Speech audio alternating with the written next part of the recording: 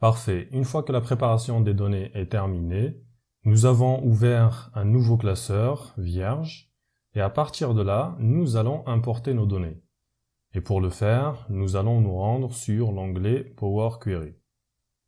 Ici, sur ce ruban, nous avons la possibilité d'importer des données, notamment des données externes, sur la première section.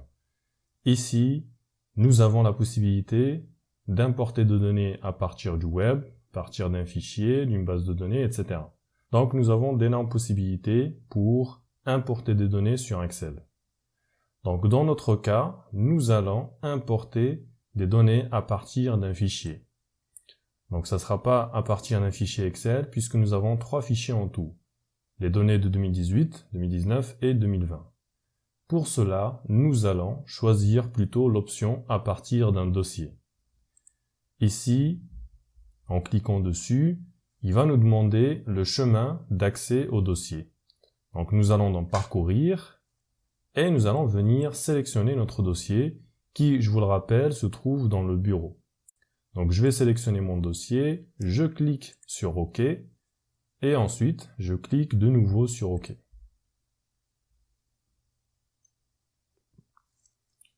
Parfait, donc une fois que c'est fait, il y a une boîte de dialogue qui apparaît. Et ici, donc, nous allons retrouver dans ce tableau l'ensemble des fichiers qui se trouvent dans notre dossier données ventes.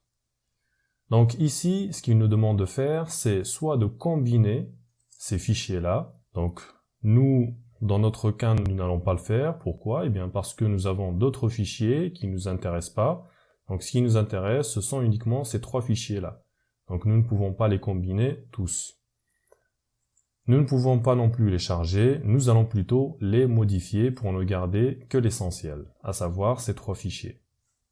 Donc nous allons dans Modifier,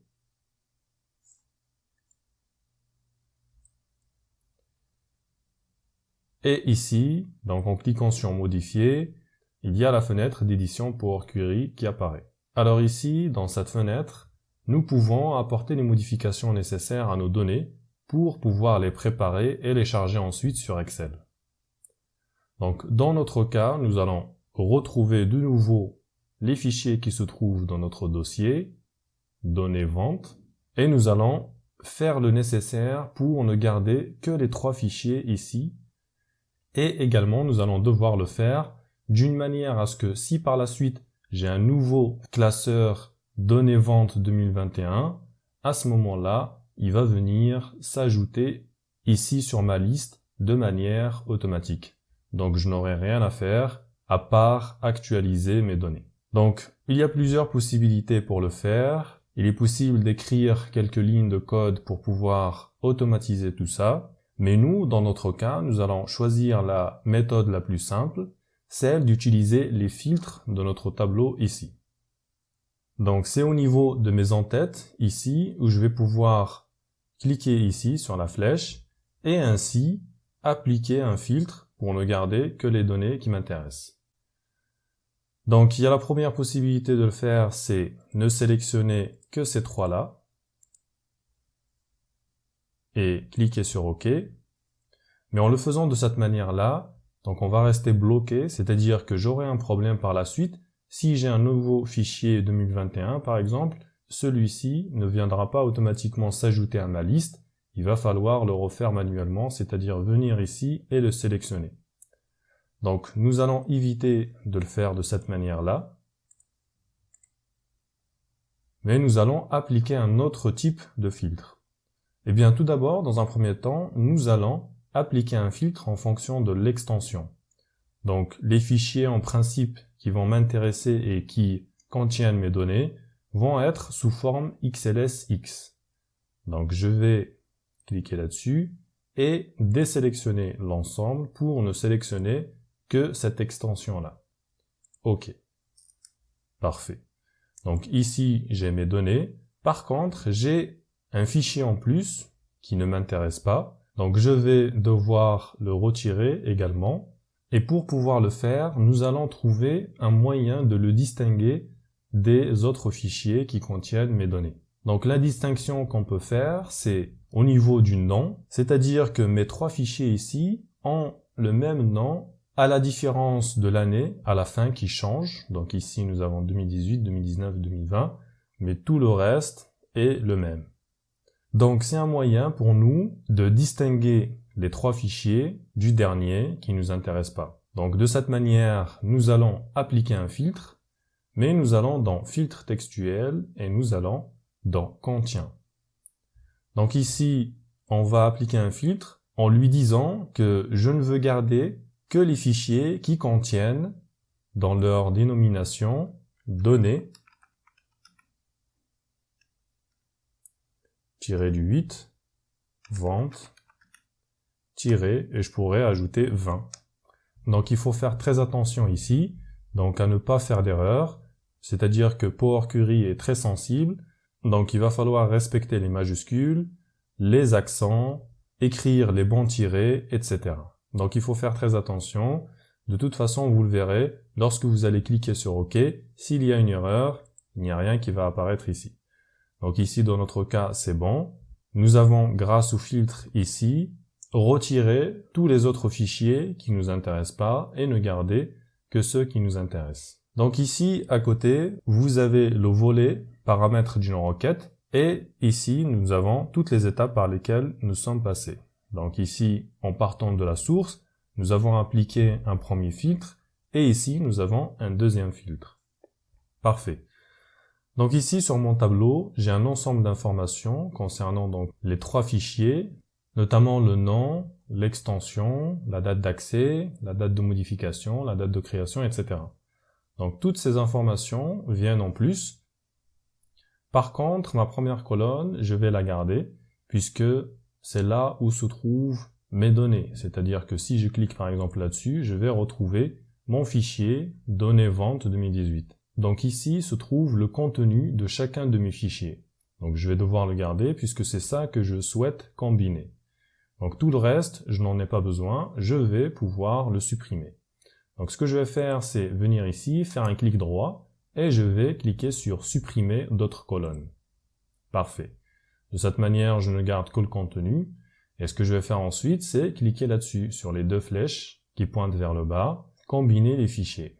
Donc je clique là-dessus. Donc je soumets ma requête de combinaison. Et là, donc il y a une boîte de dialogue qui apparaît. Donc combiner les fichiers. Et qui va me demander mon exemple de fichier. C'est-à-dire le fichier sur lequel va se baser la structure de ma nouvelle base de données. Donc ici, par défaut, il choisit le premier fichier. Donc nous, ça ne pose aucun problème. On va laisser comme ça. Et nous allons venir ici, si vous vous souvenez bien, nous avions auparavant changé la dénomination des feuilles qui contiennent les données sur les trois fichiers, à savoir 2018, 2019 et 2020. Et donc ici, nous allons pouvoir sélectionner données vente. Et ici, nous allons retrouver les données des trois fichiers. Donc ce qu'on va faire, c'est venir les combiner en cliquant ici sur OK.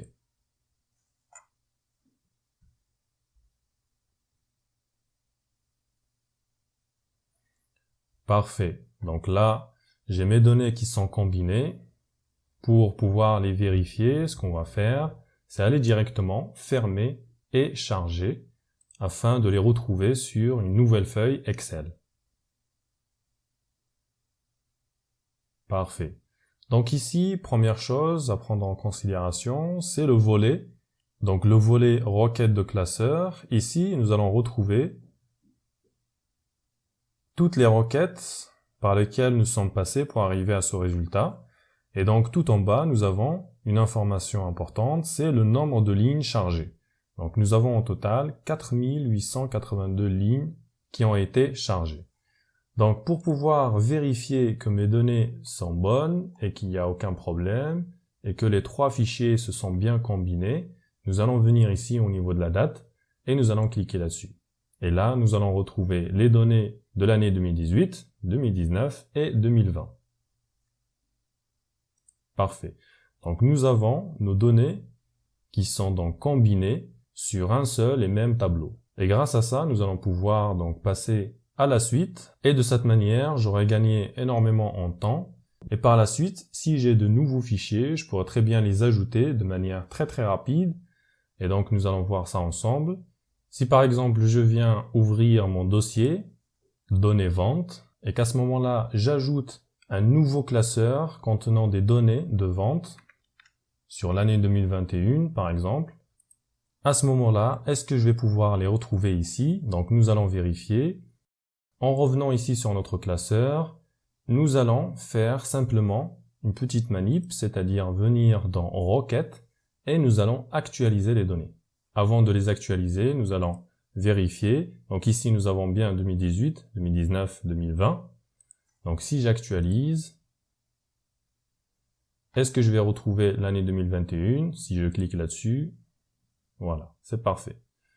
Donc nous n'avons rien fait à part ajouter notre fichier dans le dossier et venir ici actualiser les données. Donc c'est vraiment une technique très rapide. Bon, ici dans l'exemple, nous avons des données annuelles, mais si nous avions par exemple des données mensuelles, à ce moment-là, ça serait un énorme gain de temps puisque tous les mois, je n'aurais qu'à faire cette manip pour pouvoir ajouter mes données à mon tableau et les exploiter tout de suite après pour en tirer les informations sur mon tableau de bord. Parfait. Donc là, à côté, vous avez, comme je vous le disais, nous avions 4000 et quelques lignes chargées. Ici, au total, nous sommes passés à 6841 lignes chargées, donc puisque nous avons ajouté les données de l'année 2021. Donc c'était juste pour l'exemple. Nous allons venir ici enlever notre fichier. Donc si je l'enlève, oui, je supprime, et que je viens à nouveau ici actualiser mes données. Donc souvenez-vous bien, nous avons 6841 lignes chargées. Donc je vais actualiser. Nous allons revenir au nombre de lignes initiales. Parfait. Donc ici, nos données sont chargées. Nous allons passer maintenant à la partie suivante, à savoir la partie analyse des données. Donc nous allons pouvoir les exploiter. Nous allons venir croiser les données afin d'en tirer des informations pertinentes.